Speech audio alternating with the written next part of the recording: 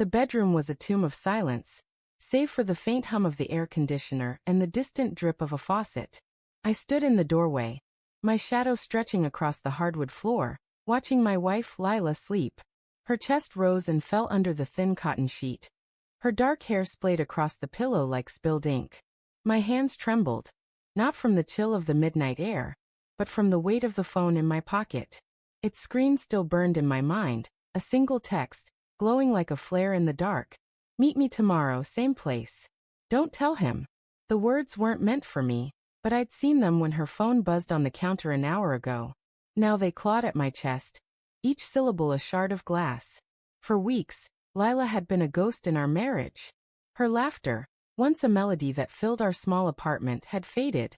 When I reached for her in the dark, her body stiffened, a silent wall between us. Last night, I'd tried again, my fingers brushing her arm, whispering her name. She turned away, muttering about exhaustion, her voice sharp like a blade slicing through my hope. I'd lain awake, staring at the ceiling, convincing myself it was stress. Her late nights at the office, the endless meetings she never explained. But that text, those 5 words, shattered my excuses. Who was she meeting? Why the secrecy? My mind churned, replaying every glance, every dodged question, every cold moment. I sat on the edge of the couch, the leather creaking under my weight, and stared at the coffee table. A half-empty wine glass sat there, lipstick smudged on the rim, her shade crimson bold. The same shade she'd worn when we first met, when she'd laughed at my terrible jokes and let me steal a kiss under a street lamp. Now, that memory felt like a betrayal of its own, mocking the trust I'd built over 7 years. I wanted to storm back into the bedroom, shake her awake, demand answers. But fear stopped me. Fear of what she'd say, of what I'd lose if the truth spilled out. Morning came too soon, gray light filtering through the blinds. Lila shuffled into the kitchen, her silk robe slipping off one shoulder. She didn't look at me as she poured coffee, the gurgle of the machine filling the silence. "Morning," she said, her voice flat, like she was reading a script. I nodded, my throat tight, the phone burning a hole in my pocket. I wanted to ask about the text, but the words stuck, heavy as lead. Instead, I watched her move, her fingers tapping the counter, her eyes darting to her phone every few seconds. Each gesture felt like a clue, a breadcrumb leading to a truth I wasn't ready to face. "I need to head out early," she said, grabbing her keys. "Big day at work." Her smile was thin, practiced, and it didn't reach her eyes. I nodded again, my jaw clenched. As she slipped on her coat, she paused, turning back. "Oh, and could you transfer me a couple $100? I'm short for some bills." Her tone was casual, but it hit like a slap. Last night, she'd pushed me away, her body a fortress I couldn't breach. Now she wanted my money, as if I were just a wallet, not a husband. I stood, my hands balling into fists. "What for?" I asked, my voice sharper than I intended. Her eyes flickered, surprise, maybe guilt. "Just stuff," she said, shrugging. "You know how it is." But I didn't know. Not anymore. The air between us crackled with unspoken questions. I transferred the money, my fingers shaking as I tapped my phone, but my mind screamed. "Who are you meeting? What are you hiding?" She left without another word, the door clicking shut like a gavel. I sank onto the couch, my pulse hammering in my ears. The text haunted me, a ghost I couldn't banish. I grabbed my keys and followed her. It was reckless, maybe insane, but I needed answers.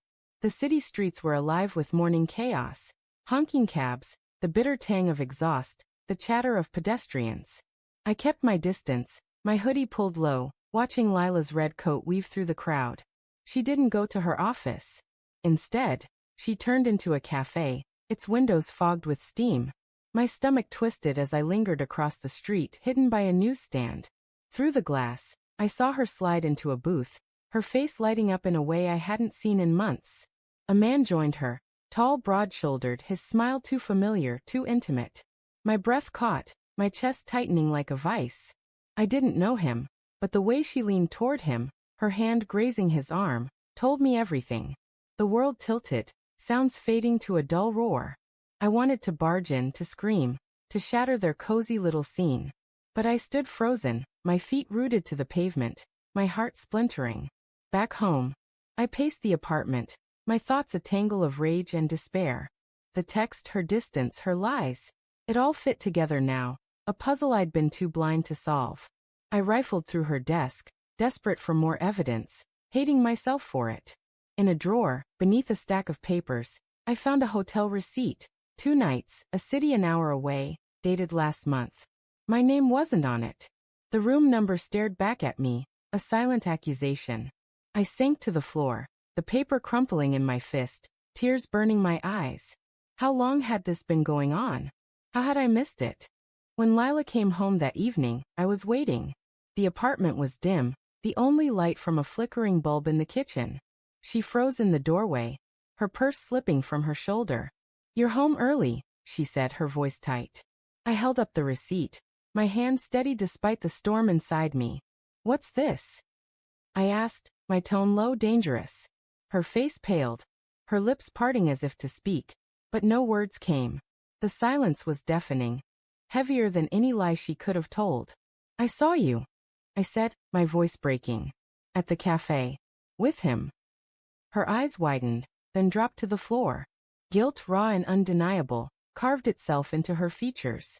"It's not what you think," she whispered, but the words were hollow, a reflex. I laughed, a bitter, jagged sound. "Don't," I said. "Don't lie to me anymore." The air vibrated with tension, the weight of 7 years crumbling between us. She sank onto the couch, her hands twisting in her lap. "I didn't mean for it to happen," she said, her voice barely audible. "It was a mistake. A moment." But her words were a blade, slicing deeper with every syllable. A moment? Months of lies, of stolen glances, of secret meetings, reduced to a moment? I wanted to hate her, to scream. But all I felt was a hollow ache, a grief for the life I thought we had. "Who is he?" I asked, my voice raw. She hesitated, her eyes glistening with tears. "His name's David," she said finally. "From work. It started. God, I don't even know how. I was lonely, okay? You were always working, always distracted."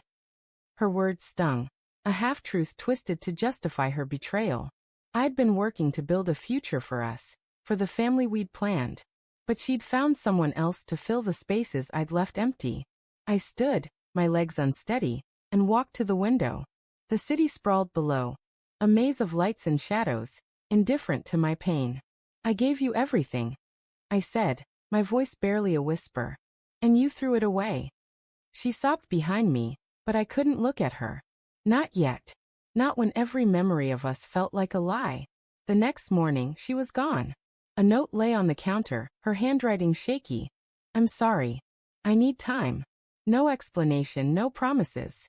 Just those 4 words, as empty as our bed. I stared at the note, my anger giving way to a bone-deep exhaustion. I could chase her, demand answers, beg her to stay. But what was left to salvage? The trust we'd built was ash, scattered by her secrets. I sat on the couch, the same spot where I'd watched her lie to me, and opened my banking app. The $200 I'd transferred was gone, spent on God knows what. Maybe a coffee with him. Maybe a hotel room. The thought made my stomach lurch. I canceled her access to my account, my finger hovering over the button before pressing it. It wasn't revenge, it was survival. I couldn't keep giving to someone who'd taken everything. As the sun rose, painting the apartment in gold, I made a choice. I'd rebuild, piece by piece, without her. The pain would linger, a scar I'd carry forever, but I wouldn't let it define me. I grabbed her note, tore it in half, and let the pieces fall. The sound of paper hitting the floor was soft, final, like the closing of a door.